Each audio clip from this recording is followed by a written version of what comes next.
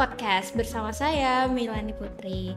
Nah teman-teman, buat kalian yang nggak tahu apa sih Ad Podcast itu, jadi Ad Podcast itu merupakan agenda dari Kementerian Advokasi dan Kesejahteraan Mahasiswa BEM Fakultas Vokasi Universitas Airlangga. Nah di Ad Podcast ini kita tuh bakal ngundang narasumber yang keren-keren banget dan sangat menginspirasi tentunya.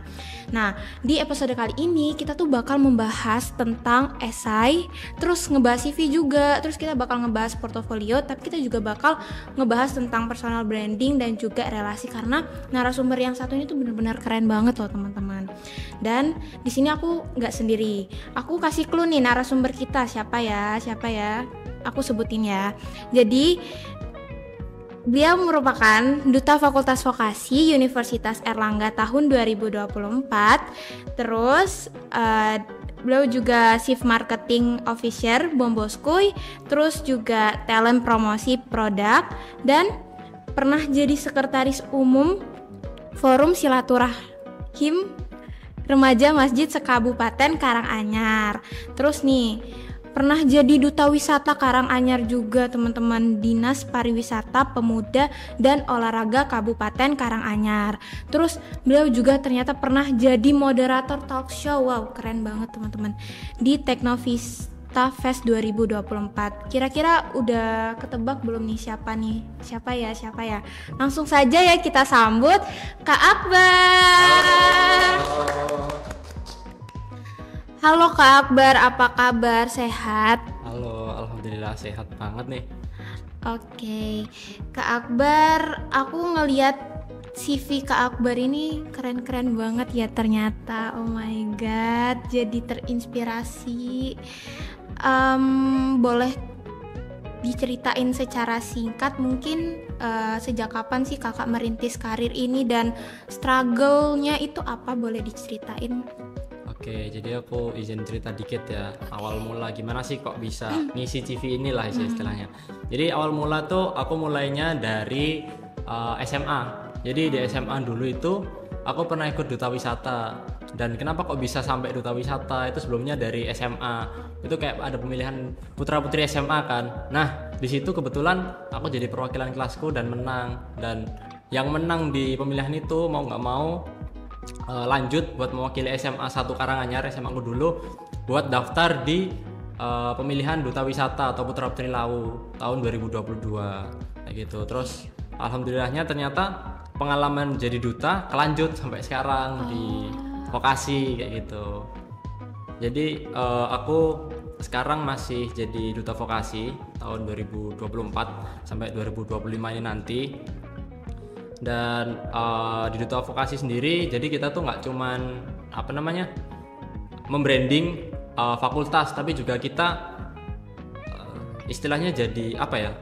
Pokoknya kalau fakultas butuh apapun, kita membantu fakultas untuk jadi frontlinernya lah istilahnya kayak gitu. Keren banget ya Kak. Pasti ada struggle nggak sih Kak? Boleh dong ceritain struggle-nya saat merintis duta tadi. Oh ya, jadi kalau dari duta sendiri, mungkin kalau jadi duta ya struggle-nya itu karena duta ini kan istilahnya jadi orang-orang yang dipilih secara khusus ya untuk mewakili. Kalau di vokasi berarti pageant pendidikan, kalau di duta wisata dulu base-nya di pariwisata. Nah kurang lebih sama sih struggle-nya. Jadi gimana sih cari lingkungan yang positif dan suportif. Jadi biar gimana tuh kita bisa pede ngelakuin apa yang kita mau. Karena kan jujur di duta ya, kita tuh kan dituntut all out ya. Nah kadang tuh kalau kita all out kan ada teman-teman yang ngecengin ya. Jadi kayak apa sih kayak gini, so asik dan lain sebagainya. Nah itu penting banget cari lingkungan yang positif. Makanya dari itu struggleku dari dulu kalau selama jadi duta ya, itu ataupun mau jadi duta, itu gimana caranya cari lingkungan yang suportif. Jadi biar kita jalannya enjoy kayak gitu. Oh alah. Nih aku mau tanya Kak terkait tentang CV. Kalau menurut Kak Akbar sendiri, lebih efektif atau menarik itu CV kreatif atau CV standar? Terus dalam membuat CV itu ada formatnya sendiri atau enggak sih? Oke, jadi kalau buat CV ya, itu kan CV ada dua, ada kreatif sama ATS. ATS itu yang bisa di-track sama sistem, application tracking system. Nah itu sebenarnya ini tergantung sama lembaga atau organisasi yang mau teman-teman daftarin nih, apa yang mau kita daftarin. Nah kalau dari aku sendiri kebetulan punya beberapa CV ya, ada yang kreatif sama yang ATS. Nah penggunaannya masing-masing. Yang kreatif biasanya aku pakai ke organisasi-organisasi karena di organisasi ya kalau skalanya masih nggak segede perusahaan itu kan masih seleksinya manual kan ya. Nah itu kan kalau semakin menarik maka semakin enak buat dilihat gitu loh. Rekruternya juga lebih betah buat liatin CV kita. Terus kalau ATS bagus sebenarnya, cuman kalau di organisasi kayaknya lebih baik yang kreatif karena kalau ATS ini biasanya buat yang magang ataupun kerja. Cuman kalau mau daftar di organisasi ataupun beasiswa pakai ATS juga nggak masalah. Yang penting menurutku ya itu jangan terlalu polosan. Jadi kita tetap nyesuaiin lembaga yang kita daftarin dulu. Kalau lembaganya emang industri kreatif ya kasih aja yang kreatif-kreatif yang berwarna lah istilahnya. Nah kalau emang yang formal mungkin ATS lebih rekomen kayak gitu. Oke, berarti buat teman-teman itu ngelihat atau menyesuaikan lembaga yang mau didaftar teman-teman. Lihat dulu kalau industri kreatif berarti pakai CV yang kreatif aja ya Kak. Kalau formal pakai CV ATS berarti. Oke, seberapa penting sih Kak CV dalam proses perekrutan menurut Kak Akbar sendiri? Kalau menurutku ya seberapa penting, ini penting banget karena kan CV itu ibaratnya gerbang awal kita buat lanjut ke tahap yang selanjutnya. Nah, kalau di CV aja kita udah ketolak, gimana kita mau ngelanjutin ke sesi-sesi yang berikutnya, ke proses-proses yang berikutnya. Maka dari itu penting banget buat kita bisa nyusun CV itu sesuai mungkin kayak gitu. Jadi meskipun pengalaman kita banyak ya, tapi kalau nggak sesuai sama lembaga yang mau kita daftarin, posisi yang kita daftarin ya menurutku agak kurang gitu. Oke, aku juga mau tanya nih Kak, apa sih Kak bedanya CV organisasi, CV beasiswa, dan CV buat company itu? Oke, jadi kalau CV buat beasiswa, company maupun organisasi sebenarnya secara format dan lain sebagainya sama aja. Ada identitas diri, terus menjelasin dikit tentang kita itu kayak gimana, pendidikan, pengalaman dan lain sebagainya. Cuman bedanya itu di bagian yang lebih ditonjolin gitu. Jadi kalau organisasi mungkin aku kan sebelumnya pernah daftar di Hima D4 Informatika di staf Departemen Pengabdian Masyarakat ya. Nah di CV-ku yang waktu itu aku buat daftar itu aku tonjolin pengalaman organisasi dan yang sekiranya bakal kepake waktu aku terjun langsung jadi Departemen Pengabdian Masyarakat itu tadi. Karena di situ aku cantumin pengalamanku dulu pernah jadi bergabung di Masyarakat Relawan Indonesia MRI, terus pernah jadi tour leader juga kayak gitu. Nah kalau di magang dulu deh. Magang itu lebih ditonjolin pengalaman apa ya istilahnya, project-project kita. Karena kan kita siap terjun di dunia kerja, otomatis kita harus ada pengalaman yang relate sama posisi yang mau kita lamar, mau kita magangin kayak gitu. Terus kalau buat beasiswa sendiri, ini menurutku mirip-mirip sama yang organisasi. Cuman kalau bisa ditambahin kemampuan-kemampuan yang bisa bikin kita lebih menonjol daripada calon awardee yang lain gitu. Jadi sebenarnya mirip-mirip aja. Cuman apa yang harus ditonjolin itu beda-beda. Oke, mungkin Kak Akbar punya tips and trick buat teman-teman yang mau bikin CV.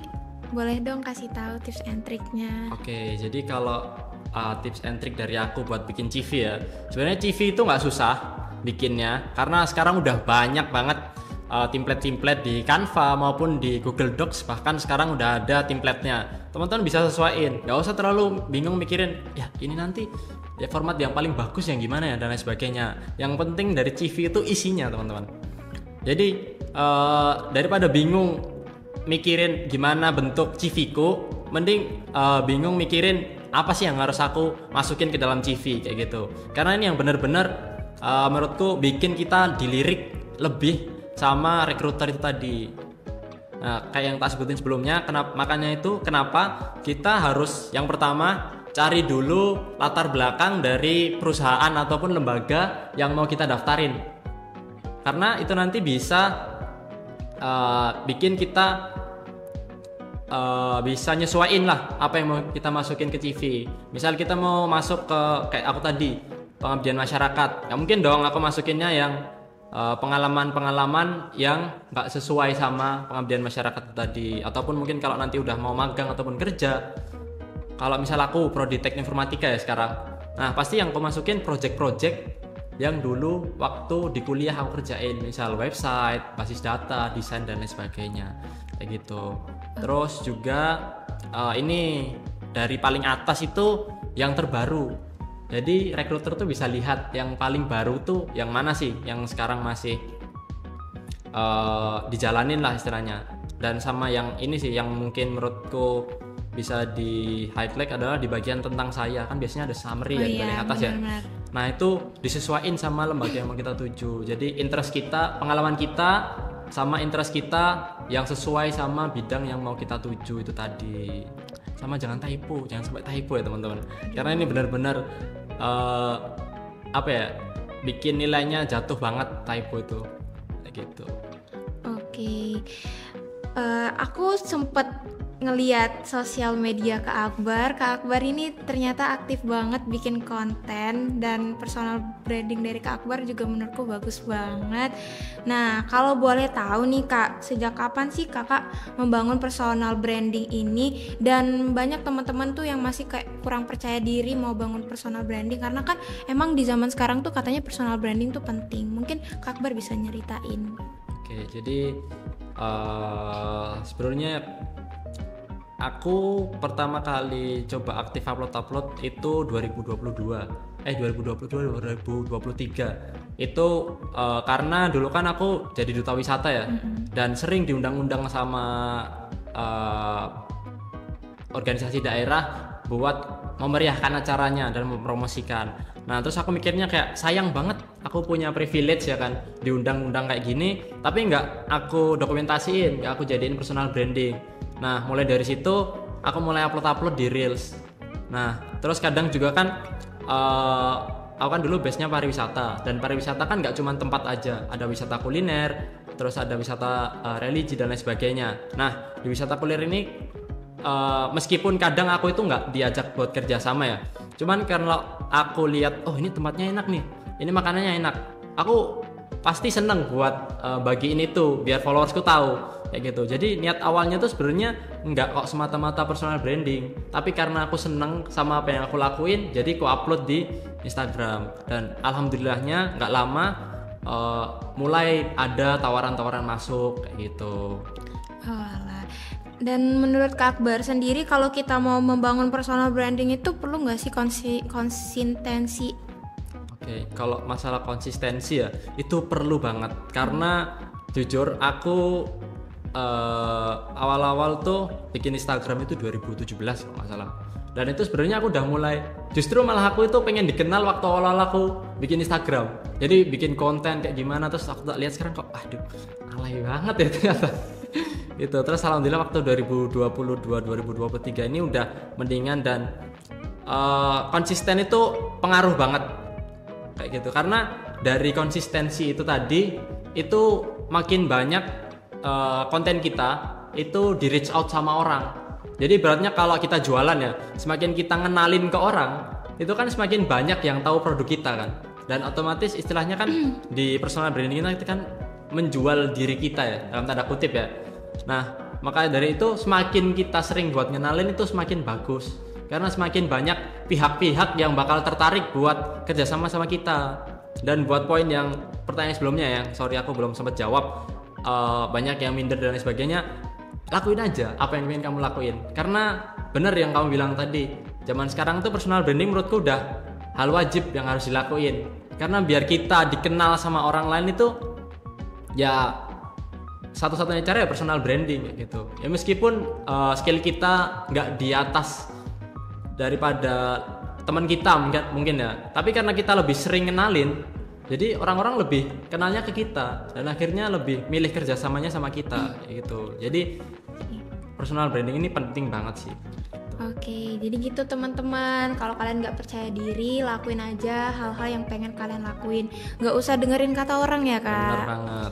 Oke, Kak Akbar kan ikut duta-duta gitu. Pasti relasi Kak Akbar juga banyak kan. Nah, selain personal branding, relasi itu seberapa penting sih menurut Kak Akbar? Dan menurut Kak Akbar juga, lebih baik punya banyak relasi atau sedikit tapi berkualitas? Oke, kalau untuk relasi ya, ini menurutku hal yang penting banget juga. Nggak kalah penting sama kita bikin CV dan lain sebagainya. Karena relasi ini menurutku overpower banget ya. Karena kadang kita kalau kenal sama orang, nggak usah masukin CV aja udah otomatis keterima. Benar-benar. The power of orang dalam lah istilahnya. Kayak gitu. Makanya dari itu relasi itu penting banget. Nah, untuk menurutku sendiri lebih baik punya banyak relasi atau sedikit tapi berkualitas. Ini aku nggak bisa pilih salah satu karena jujur kadang apalagi di umur kita sekarang ya, ini kan masih banyak teman-teman yang masih ngerintis ya, yang belum kelihatan bakal dia tuh bakal ngebantu kita ke depannya. Nah maka dari itu kalau masih di umur-umur sekarang, relasi banyakin, semuanya aja kenalan gitu. Karena semakin banyak kita kenal sama orang, semakin bisa kita belajar gimana cara ngadepin orang kayak gitu. Semakin wise kita nanti juga buat ngadepin orang lain. Nah cuman tetap harus punya relasi atau circle kecil yang itu berkualitas gitu. Jadi kenalan harus banyak, cuman circle ini yang benar-benar ngebangun itu harus berkualitas. Dikit gak masalah, kalau bisa semakin dikit itu justru malah semakin bagus karena semakin berkualitas. Biasanya kayak gitu, apalagi teman-teman kuliah ini kan ya, semester 1-2 masih lah rame teman-temannya kan. Benar-benar. Semester 3-4 apalagi 5-6 itu udah wah kayak temennya juga bisa dihitung jari. Pasti keluarnya sama itu tok gitu. Benar. Oke, mungkin ini pertanyaan terakhir terkait relasi personal branding dan lain sebagainya. Gimana sih cara Kak Akbar membangun relasi profesional meskipun Kak Akbar kan belum kerja kan? Itu gimana Kak? Oke, jadi ini sebenarnya masuk ke struggle tadi. Kayak kan struggle-nya tadi kan kita harus pinter-pinter cari lingkungan yang positif kan, yang suportif. Nah, kalau kita udah punya lingkungan yang suportif, otomatis kita buat dapet relasi yang profesional itu lebih gampang. Jadi buat kalau dari cara aku sendiri ya, buat cari relasi profesional ini bisa pakai berbagai cara. Cuman yang paling gampang biasanya ya, ini kita kan sekarang banyak banget ya event-event yang diadain entah kampus atau organisasi tertentu atau bahkan organisasi pemerintahan. Nah, kita bisa ikut di situ. Kita pelajari dulu, oh kira-kira ini topiknya mengenai apa, pembicaraannya nanti tentang apa, pembicaranya siapa dan lain sebagainya. Nah, itu otomatis nanti audiensnya bakal nyesuaiin sama acaranya juga. Semakin berkualitas acara, pasti pesertanya juga semakin berkualitas. Kayak gitu. Maka dari itu aku biasanya masuk kalau buat cari relasi-relasi profesional ini dari kegiatan atau event-event kayak gitu. Apalagi duta ini jujur ya, ini ngebantu banget buat aku dapat pengalaman sekaligus relasi yang berpower lah istilahnya kayak gitu. Karena kan kita di duta ya, itu menonjol daripada mahasiswa yang lain kayak gitu. Makanya bisa lebih dilirik sama orang-orang yang punya power lah kayak gitu istilahnya. Oke, aku boleh tanya tentang portofolio Kak? Boleh banget. Oke, portofolio kan juga penting ya Kak kalau misalkan kita mau kerja atau apapun gitu. Nah aku mau nanya, sebelumnya boleh dijelasin nggak Kak mengenai portofolio jika untuk keperluan organisasi atau duta itu biasanya menggunakan portofolio yang seperti apa? Mungkin Kak Akbar juga bisa jelasin macam-macam portofolio dan fungsinya. Oke, jadi kalau portofolio sendiri ini sebenarnya macam-macam ya. Cuman biasanya yang berbentuk apa ya? Nyata ada bentuknya itu yang teman-teman dari desain biasanya kan, karena editing kan jelas apa sih yang pernah aku kerjain. Nah ini bentuknya nyata gitu. Atau mungkin kalau kayak prodiku teknik informatika ada jelas websitenya, ini aku pernah ngerjain website ini, aku pernah ngedesain website ini dan lain sebagainya. Nah cuman di duta kan pasti ada ya pengalaman-pengalaman, dan itu kadang kan nggak bisa digambarin atau dicantumin dalam bentuk visual. Nah misal kayak aku pernah di duta ya, duta wisata dulu misalnya, itu pernah jadi tour leader. Nah itu kan nggak bisa kumpulkan portofolionya waktu aku jadi tour leader, tak kirim fotonya kan nggak enak juga kan. Nah maka dari itu portofolio biasanya itu digabungin jadi satu di CV, dan bentuknya itu pengalaman. Jadi kalau misal duta vokasi, aku pernah jadi apa selama jadi duta vokasi? Misal jadi LO, jadi moderator, jadi frontliner, jadi talent konten fakultas dan lain sebagainya. Ya gitu. Jadi portofolio itu nggak melulu tentang bentuk desain, hasil kerjaan kita dan lain sebagainya, tapi apa yang pernah kita alamin itu juga termasuk portofolio. Kayak gitu. Jadi itu yang jadi nilai plus kita di mata orang lain. Oke, ini banyak mungkin dari teman-teman yang masih pengen merintis, terus dia tuh belum punya pengalaman nih Kak. Terus gimana Kak cara membuat portofolio yang menarik tapi kita belum punya pengalaman gitu? Oke, kalau buat portofolio yang menarik tapi belum punya pengalaman ini agak susah ya. Oke, cuman nggak menutup kemungkinan teman-teman bisa bikin portofolio ataupun CV itu sendiri juga meskipun nggak punya pengalaman. Kayak gitu, karena ini bisa sebenarnya portofolio itu nggak harus yang benar-benar gede kayak gitu. Dari teman-teman yang lakuin sehari-hari pun itu bisa jadi portofolio, nilai plus teman-teman di mata orang lain, tergantung dari tempat mana yang mau kita tuju kayak gitu. Jadi misal aku dulu daftar duta vokasi ya, itu aku nyantumin CV kreatif. Dan itu bagian pengalamannya aku cuman nyantumin 3 hal: videographer, konten waktu dulu jadi duta wisata, terus tour leader, sama waktu jadi relawan masyarakat Indonesia. Nah ini kan sebenarnya nggak tentang duta banget ya.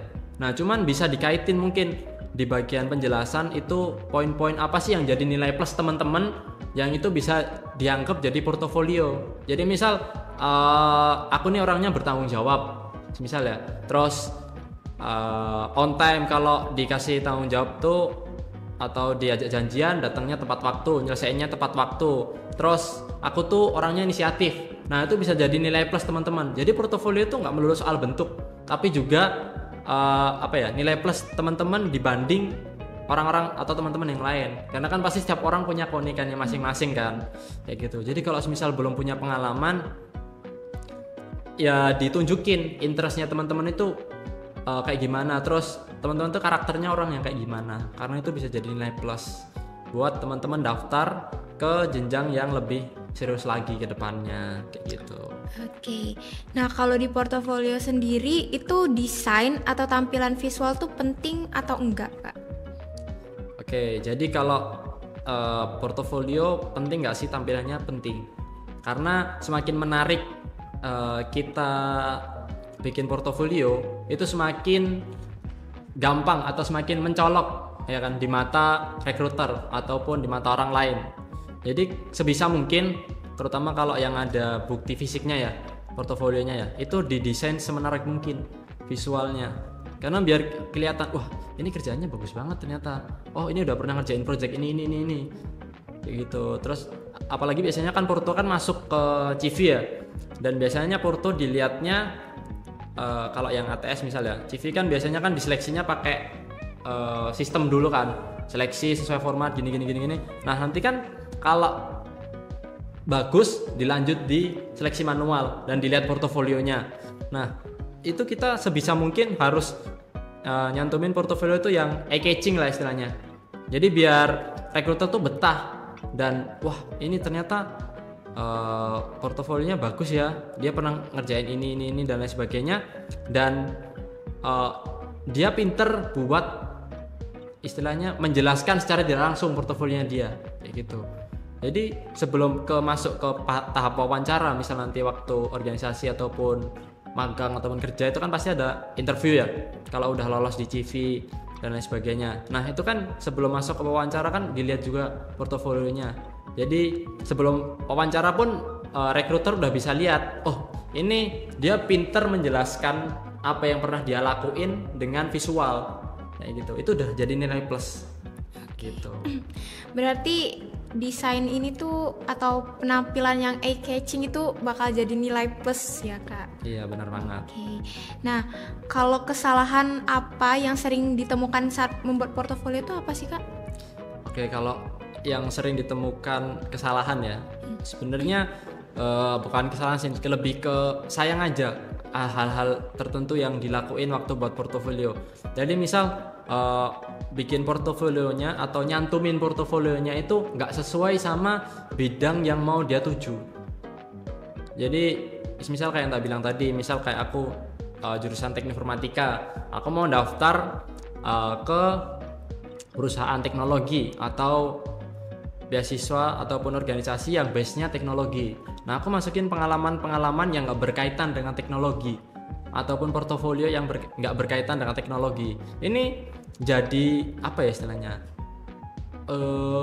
Cuman buat menuhin tempat aja, tapi nggak sesuai sama ini yang dituju juga sayang aja gitu loh. Jadi kalau bisa tuh portofolio bikinnya ya atau nyetorinnya itu yang sesuai sama posisi yang dituju. Maka dari itu kan penting banget di awal tadi cari tahu posisi ataupun organisasi yang mau kita daftarin, kayak gitu. Oke. Kalau untuk ngebuat portofolio itu sertifikat atau penghargaan itu sebaiknya dimasukkan ke dalam portofolio atau enggak Kak? Sertifikat dan penghargaan pastinya harus dimasukin, karena menurutku ya sertifikat dan penghargaan itu bentuk nyata dari portofolio kita, gitu. Jadi misal apa ya, misal di portofolio di CV kita nyantumin fasih berbahasa Inggris. Nah kita cantumin juga sertifikat misal IELTS atau LPT kalau di UNER ya, itu bisa jadi nilai plus juga, karena kan bukti nyata kalau oh ini bener loh dia bisa berbahasa Inggris yang fasih, dibuktikan dengan ini. Nah kayak gitu. Jadi sertifikat ataupun penghargaan itu termasuk dari portofolio teman-teman, kayak gitu. Jadi wajib banget buat dicantumin. Oke. Aku mau tanya lagi nih Kak. Aku sempet ngeliat juga mencari tahu kalau Kak Akbar ini pernah lolos seleksi berkas beasiswa ya. Nah, boleh nanya cara bikin esai yang baik dan menarik itu gimana Kak? Oke, jadi kalau buat esai sendiri ya, ini kan sebenarnya esai mirip-mirip ya, cuman sama kayak CV dan portofolio tadi, disesuaikan sama yang mau kita daftarin. Karena kita tadi ngomonginnya beasiswa, mungkin kalau di esai diri beasiswa ya, ini fokusnya kita itu ke prestasi akademik, jelasin apa sih yang udah pernah kita capai sebelumnya, entah akademik maupun non akademik. Terus ada pengalaman apa sih kita di organisasi, pengalaman kepemimpinan mungkin itu bisa jadi nilai plus. Terus motivasi pendidikan. Jadi misal beasiswanya di bidang teknologi. Nah kita kan aku kan juga kebetulan di teknologi juga, dan dijelasin interestku di dunia teknologi itu kayak gimana, aku kedepannya mau kasih sumbangsi apa sih di dunia teknologi, dan di negaraku sendiri tentunya di Indonesia tuh mau kasih sumbangsi apa sih. Nah itu jadi nilai plus buat kita waktu bikin esai diri, kayak gitu. Istilahnya kan esai diri kan kita menjelaskan ya gimana secara singkat gambaran kita tuh seperti apa, aku dulu pernah ngapain, sekarang aku kayak gimana, dan kedepannya aku mau kayak gimana. Esai diri sebenarnya mencakup 3 hal itu, kayak gitu. Nah cuman kalau untuk organisasi dan magang bisa disesuaikan juga. Jadi misal esai diri buat organisasi, nah ini yang difokusin, ini motivasi bergabung ke organisasinya itu apa sih. Jadi misal yang di Pengmas tadi ya, pengabdian masyarakat, kenapa sih kok aku pengen daftar ke Pengmas, terus apa sih nilai-nilai yang ada di diriku yang selaras sama tempat yang aku tuju ini, yang aku daftarin. Terus sama yang terakhir pengalaman yang relate, kayak gitu. Sama sama juga sih kasih apa yang mau kita kasih buat organisasi itu ke depannya. Jadi sumbangsi apa sih kira-kira yang bakal kita berikan kalau kita jadi bagian dari organisasi tersebut kayak gitu. Terus kalau magang bisa fokusin ke keterampilan, pengalaman kerja baik akademik maupun maksudnya pengalaman kerja atau project-project selama kuliah itu bisa dimasukin yang relevan. Terus gimana sih kita nanti kalau keterima magang kita mau kasih sumbangsi apa, sama mirip-mirip, cuman yang ditonjolin beda-beda tergantung dari apa yang mau kita tuju atau daftarin organisasinya gitu. Oke, nah Kak, zaman sekarang tuh udah ada AI nih Kak. Nah, gimana sih kalau teman-teman buat esainya tuh menggunakan AI, apakah itu efektif apa gimana tuh Kak menurut pandangan Kak Akbar sendiri? Oke, kalau pakai AI ya menurutku bagus banget kalau teman-teman bisa manfaat teknologi AI, karena teknologi ini dibuat kan buat membantu manusia ya. Sayang banget kalau kita nggak implementasiin ini ke kehidupan kita sehari-hari, terutama buat menuju jenjang profesional ke depannya, entah organisasi, magang, beasiswa dan lain sebagainya. Aku pun juga buat dengan bantuan AI. Bisa di note ya, bantuan, bukan full dibuatin sama AI. Karena AI ini kan masih dalam pengembangan juga ya, dan tentunya nggak bakal sebagus kalau kita ngerjain sendiri. Ikut campur tangan kita, itu kan pasti ada nilai-nilai keunikan dari diri kita sendiri kan. Maka dari itu kalau dari aku ya, mungkin dari tips buat teman-teman juga kalau mau pakai AI, terutama buat bikin CV, esai diri maupun portofolio, daripada kamu nyuruh AI-nya, daripada kita nyuruh AI-nya buat ngerjain, mending ngajak diskusi. Kayak gitu kan lebih enak kan. Kan kadang kalau misal contoh, nggak tahu ini mahasiswa UNER ada nggak yang kayak gini, kayaknya nggak ada deh.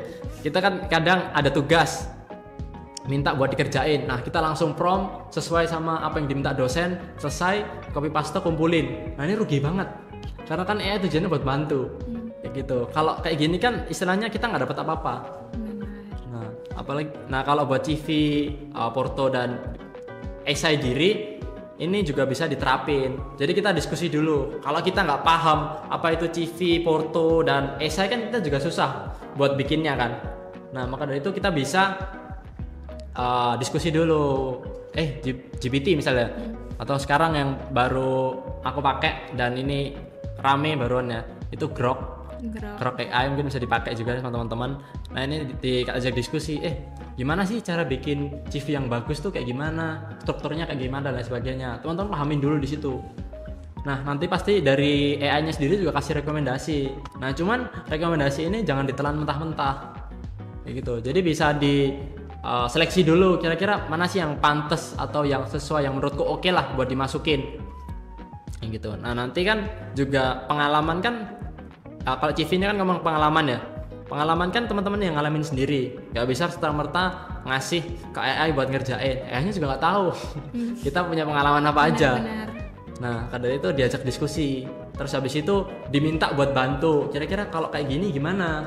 Misal kalau aku masukin pengalaman pengabdian masyarakat, sedangkan aku mau daftar di tempat yang base-nya teknologi, apakah masuk? Gitu, apakah bisa dimasukin? Oh bisa, tapi dimasukin pengalaman waktu pengabdian masyarakat yang relevan, ada teknologinya. Nah itu kan lebih enak gitu. Jadi kita nggak serta-merta nyuruh AI buat ngerjain, tapi kita juga diskusi. Jadi semakin upgrade skill kita dan kita juga dipermudah buat ngerjainnya gitu. Oke nih teman-teman, diingat ya kalau AI itu untuk ngebantu kalian diskusi, jangan ditelan mentah-mentah AI-nya. Karena kan orang mikirnya udahlah pakai AI aja biar cepet, biar nggak ribet gitu. Oke, nah gimana sih Kak cara nonjolin keunikan diri tanpa terkesan sombong atau berlebihan dalam membuat esai diri itu? Oke, kalau biar tidak terkesan sombong ya dalam buat esai. Sebenarnya kalau keunikan diri sendiri kan itu sebenarnya teman-teman harus ini dulu, kenalin diri sendiri dulu. Karena kan ini yang susah sebenarnya, kenalin diri. Kadang kita tuh kalau ngelihat keunggulan orang lain itu tuh jauh lebih gampang karena kelihatan kan. Sedangkan kalau diri sendiri kan kadang kita insecure ya. mereka, oh ini udah punya pengalaman ini kok aku belum ya, ini kok dia public speakingnya pintar, kok aku masih malu-malu ya, dan lain sebagainya. Nah ini kenapa kok penting ngenalin diri ya, karena ini tujuannya kita harus, kalau mau nonjolin apa yang kita punya, kita otomatis harus tahu dulu apa yang kita punya kayak gitu. Terus biar nggak terkesan sombong gimana sih atau berlebihan, kita masukin itu yang sesuai atau yang relate sama sesuatu yang kita tuju aja kayak gitu. Jadi misal balik lagi ya misal ke teknologi, aku mau daftar buat yang base-nya teknologi, tapi aku banyak pengalaman di duta wisata, misal jadi LO, jadi tour leader dan lain sebagainya. Nah ini nggak perlu terlalu dimasukin, nggak perlu terlalu dilebih-lebihin, karena ini nggak sesuai kayak gitu. Jatuhnya nanti kesannya malah sombong kayak gitu. Jadi harus pinter-pinter kita cari tahu dulu latar belakang diri kita sendiri sama latar belakang tempat yang mau kita daftarin. Jadi kita bisa nyesuaiin kayak gitu. Nah meskipun mungkin di duta itu kalau dilihat secara umum ya nggak ada teknologinya sama sekali ya. Cuman kan kadang ada pengalaman di dalam itu kan yang kita manfaat teknologi. Nah di situ yang bisa di highlight kayak gitu. Jadi benar-benar pengalaman apa yang pernah kita lakuin dan itu benar-benar kita paham, itu kita masukin. Terus kita tonjolin keunikan diri itu yang benar-benar istilahnya aku banget tanpa dibuat-buat. Jadi istilahnya kalaupun nggak dilihat orang banyak pun aku juga ngelakuin. Nah itu kamu masukin di situ. Kayak gitu. Kalau bikin esai itu pasti kita suka kayak bingung mau nulis apa, kayak nge-stuck gitu Kak. Cara ngatasinya gimana tuh Kak? Nah kalau buat masalah stuck ya, kadang ini kita apalagi zaman sekarang ya, karena kita kebanyakan scroll medsos juga ya, sorry itu saya, tapi kita jadi pemikirannya tuh jadi lama-lama kekikis juga, karena kan konten-konten pendek itu benar-benar ngekikis daya ingat kita, daya fokus kita. Nah jadi menurutku kalau misal bingung mau tulis esai diri, banyakin baca dulu, karena semakin banyak referensi semakin mudah juga kita buat ngolah kata-kata, ngolah pemikiran yang bisa nanti kita tuangin ke dalam esai diri itu tadi. Dan tentunya menurutku ya esai diri ataupun buat CV, portofolio dan lain sebagainya, ini kita butuh seseorang bisa dibilang mentor, jadi yang bisa ngarahin kita biar lebih stay on the track gitu loh, nggak kemana-mana, nggak ngelebar kemana-mana. Jadi bisa dimintain saran, bisa ngasih saran yang sesuai, bisa ngasih advice yang sesuai sama kebutuhan kita. Karena jujur di zaman sekarang ya mentor itu benar-benar ngebantu banget. Nah salah satunya kalau kita nggak punya mentor yang manusia ya, kita bisa gunain tadi AI jadi mentor kita, jadi rekan diskusi kita kayak gitu. Jadi kalau buat esai diri ini semakin banyak kewawasan, semakin bagus kita buat esai diri juga. Dan ini tadi mungkin kalau misal udah mentok banget ya, refreshing dulu aja nggak apa menurut gue. Karena kadang kalau kita udah burn out banget, itu kita nggak bisa mikir apa-apa gitu kan. Iya benar-benar. Kadang kan kalau ngerjain tugas di push dari jam 1 misal sampai tengah malam, sama yang kadang ngerjain cuma sejam 2 jam, kadang justru hasilnya lebih maksimal yang kerjain cuma bentar kayak gitu, karena kita lebih siap fisik dan pemikiran kayak gitu. Jadi nggak masalah kita mau take a break dulu, istirahat dulu buat istilahnya kasih diri buat waktu lah, misal buat belajar ataupun buat sekedar refreshing, it's okay gitu, supaya esai diri yang kita buat nanti juga lebih maksimal gitu. Oke, nih kalau menurut Kak Akbar, kesalahan yang paling sering atau paling umum dilakukan oleh orang saat menulis esai diri itu apa Kak? Oke, jadi kalau kesalahan yang sering paling dilakukan itu biasanya ini tadi, antara nggak pede ataupun kepedean.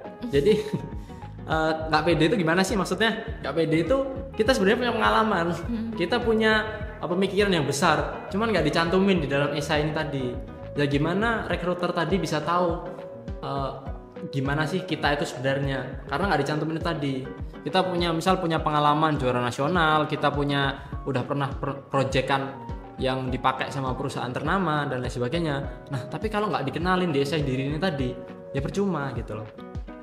Apalagi kalau relevan gitu. Nah kalau buat sisi yang kepedean ini tadi, kayak yang tak bilang tadi, masukin hal-hal yang bener pengalaman, cuman nggak sesuai sama yang dituju. Jadi misal mau daftar, lagi-lagi balik ke teknologi lagi ya. Mau daftar ke teknologi, yang dimasukin pengalamannya full marketing, mana nggak sesuai. Iya, gitu. benar. Karena kadang kalau kita nggak pas, nggak sesuai tempatnya, bisa dianggap sombong sama orang lain gitu. Karena keluar dari konteks. Ini sebenarnya nggak perlu tahu, tapi kenapa kamu masukin gitu. Jadi intinya yang pas aja, apa yang diminta itu yang kita masukin. Oke, mungkin sebelum podcastnya berakhir, Kak Akbar ada pesan buat teman-teman terkait yang dibahas tadi, boleh dikasih tahu? Oke, jadi sedikit pesan dari aku mungkin ya buat teman-teman, terutama buat teman-teman yang masih baru masuk ataupun mau masuk di dunia perkuliahan. Ini di awal-awal penting banget buat teman-teman itu set tujuan. Semakin teman-teman udah tahu tujuan teman-teman dari awal, semakin enak teman-teman nanti cari pengalaman yang relevan buat mendukung ataupun menunjang karir teman-teman ke depannya. Misal mau marketing, ya cari banyak pengalaman di marketing. Misal mau bisnis, cari banyak pengalaman organisasi-organisasi yang mendukung bisnis. Jadi biar teman-teman bisa growth, bisa tumbuh sesuai, stay on the track dari awal sampai akhir gitu. Jadi dari awal set tujuan, cari pengalaman sebanyak mungkin, cari kenalan sebanyak mungkin. Terus jangan malu, jangan takut buat dikata-katain sama orang, karena teman-teman yang buat teman-teman ya, biasanya kalau ngata-ngatain ya, buat orang-orang yang ngata-ngatain itu bukan siapa-siapamu gitu loh, nggak ada tanggung jawab ataupun sumbang siapapun ke kamu, jadi nggak usah dipikirin kayak gitu. Dan kadang kan kita kalau apalagi sekarang ya umur 20-an apalagi ya, ini kan QLC ya biasanya disebutnya quarter life crisis. Ini kadang overthinking. Nah ini jadi orang jangan kepedean gitu. Jangan kepedean orang lain bakal ngomongin kamu dan lain sebagainya. Karena orang lain tuh sebenarnya nggak sepeduli itu sama kamu. Kalaupun ngomongin biasanya cuma bentar. Jadi ya udah let it flow aja. Apapun yang kamu mau lakuin selama itu benar. Karena itu penting banget saya tujuan di awal biar nggak goyah tekadnya, sama cari lingkungan yang pastinya suportif gitu. Oke, buat teman-teman diingat ya pesan Kak Akbar, jangan terlalu mikirin omongan orang, set tujuan kalian, set goals kalian mau kemana. Oke guys, mungkin sampai sini dulu obrolan kita karena udah panjang banget. Aku juga mau ngucapin makasih banyak sama Kak Akbar yang udah meluangkan waktunya buat sharing-sharing sama kita. Kita ada hadiah apresiasi nih untuk Kak Akbar karena sudah mau berbagi pengalaman bersama kami. Aku yang terima kasih juga udah dikasih kesempatan buat sharing ke teman-teman sama teman-teman dari anak OS. Mungkin difoto dulu. Makasih ya Kak Akbar. Oke teman-teman, ini adalah akhir dari podcast kita hari ini. Menarik banget kan narasumber kita yang satu ini. Kita jadi tahu kayak gimana sih cara bikin CV yang benar dan baik, menarik itu gimana, bikin portofolio itu gimana, terus bikin esai diri juga gimana, terus kayak personal branding zaman sekarang tuh penting banget. Teman-teman harus bisa memulai untuk personal branding di sosial media, terus juga relasi juga itu penting teman-teman. Nah, buat teman-teman juga jangan lupa ya subscribe YouTube BEM Fakultas Vokasi Universitas Erlangga, dan jangan lupa nyalain loncengnya biar nggak ketinggalan info-info menarik lainnya, karena nanti bakal ada podcast yang menarik lagi gitu teman-teman. Nah, kalau teman-teman mau versi audionya aja bisa banget teman-teman, kalian bisa dengerin di Spotify-nya @podcast gitu. Terakhir, kalau kalian punya kritik atau saran, kalian bisa komen di bawah ini ya. Dan kalian juga jangan lupa follow Instagramnya @vokesma. Dan mungkin kalau misalnya mau tanya-tanya lebih lanjut lagi tentang yang kita bahas tadi, boleh dikasih tahu Instagramnya Kak Akbar. Boleh banget teman-teman yang mau tanya-tanya lebih lanjut, mungkin lebih secara personal, bisa ke Instagramku di @akbarzj_. Profilnya hijau. Oke. Gampang dicari. Oke, aku mau pantun dulu sebelum penutupan. Ke pasar beli buah kiwi, Cakep.